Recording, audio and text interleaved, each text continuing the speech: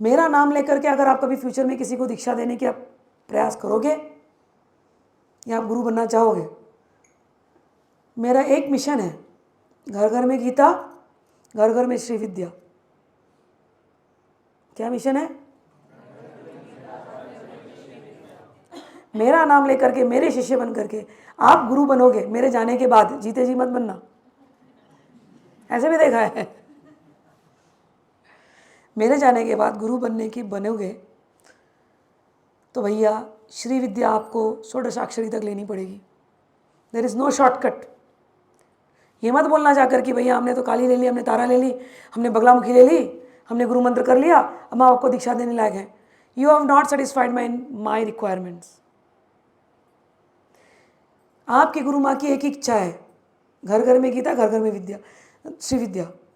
और उस पूरे लाइन में गुरु माँ आपको बड़े प्रेम से महाविद्या दे रही है। Do not misuse my knowledge. ये सब साक्षी हैं। आपको कभी गुरु बनने की अगर चाह होगी फ्यूचर में भी, मैं शरीर में हूँ या नहीं हूँ, प्लीज़ आप मेरी संस्था से जुड़े हो या नहीं हो, श्री विद्या के षोडशाक्षरी तक आपको पहुँचना पड़ेगा।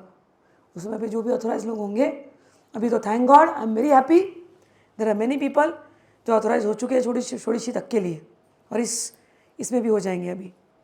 तो उनमें से किसी के पास आप जाना, उनसे आप ले लेना जब मैं शरीर में नहीं रहूँगी तो। ठीक है? क्लियर है एकदम कंडीशंस? मेरी गुरु की इच्छा पूरी, गुरु की सेवा यही है। गुरु को तुम मेरे चरण दबाओ, उससे मेरे को कोई खुशी नहीं होती ज़्यादा। मैं सच बोलूँ, डू नॉट मेरा मस्का पॉलिश मत करना, मेरी चमचागिरी मत करना, मुझे नहीं अच्छा लगता। वेरी मुँह फड़ होके बोल रही हूँ। तुम सोचो तुम मेरे को डोनेशन देके खरीद लोगे, नहीं खरीद सकते। तुम सोचो मेरे को मीठी मीठी बातें करके, मेरे को इंस्टाग्राम के लव मैसेजेस भेज के खरीद लोगे, नहीं खरीद सकते। तुम सोचो मुझे शायरियाँ लिख लिख के खरीद लोगे, नहीं खरीद सकते। तुम मेरी बताए हुए रास्ते पे चले हो, मेरा ज्ञान लिए हो, पूरी तरह से आत्मसात किए हो, तब तो तुम मुझे कुछ भी मत दो, मैं तुम्हारे मुंह में आकर के बोलूँगी।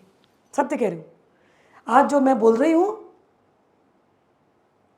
मैं नहीं बोल रही हूँ, मैं सर, ये मैंने बार बार बोला है।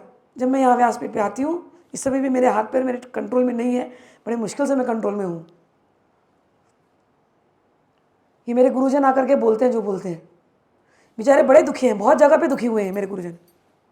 मैंने उनकी जर्नी को जितनी क्लोजली देखा, तुमने देखा नहीं है। एक एक चीटर शिष्य आए हैं, गुरु को चीट करके गए हैं। और जिस दर्द में मेरे गुरुजन गए हैं ना, वो दर्द मैं जानती हूँ। मेरे पिताजी के जैसा ज्ञानी कोई था ही नहीं उस समय पर, लेकिन ऐसा कोई योग्य शिष्य नहीं होता था। पिताजी जाते थे, बोलते थे कोई एक योग्य शिष्य मिल जाता। एक जनरेशन लगता है योग्य शिष्य आने को। एक योगानंद को प्रकट होने के लिए 3 जनरेशन लग गए। ऐसे ही है मेरा भी हाल। 3 जनरेशन ऊपर वाली मेरे हैं, उन्होंने मुझे तैयार किया। बार बार कहती हूँ, स्त्री रूप में ला करके खड़ा किया।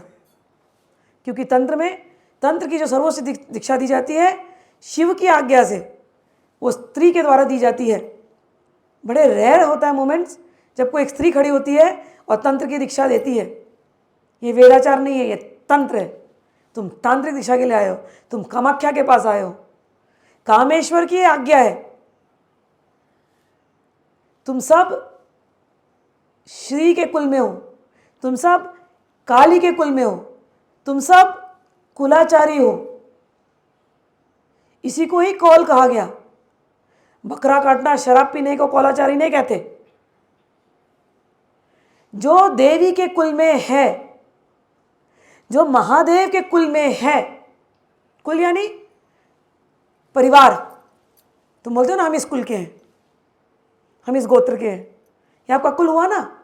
जो महादेव के कुल में है, जो देवी के कुल में है, वो कुलाचारी है। समझ में आया? तो देवी को क्या चाहिए, धीरे धीरे आपको समझ में आएगा। कामेश्वरी का ध्यान, कामाख्या का ध्यान क्या होता है, इन अगले 8 दिनों में आपको पूरी तरह से पता चल जाएगा। ये गुरुजन सब बोलेंगे, सही रूप में आपको बताएंगे। तो ये दीक्षा सेरेमनी इसीलिए हो रही है कि आपको पहले पुराने जन्मों का संबंध याद दिलाया जाए।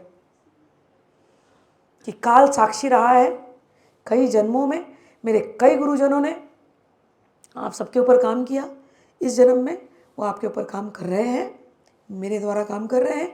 मेरे बाद जाने के बाद भी ये परंपरा समाप्त होने वाली नहीं है।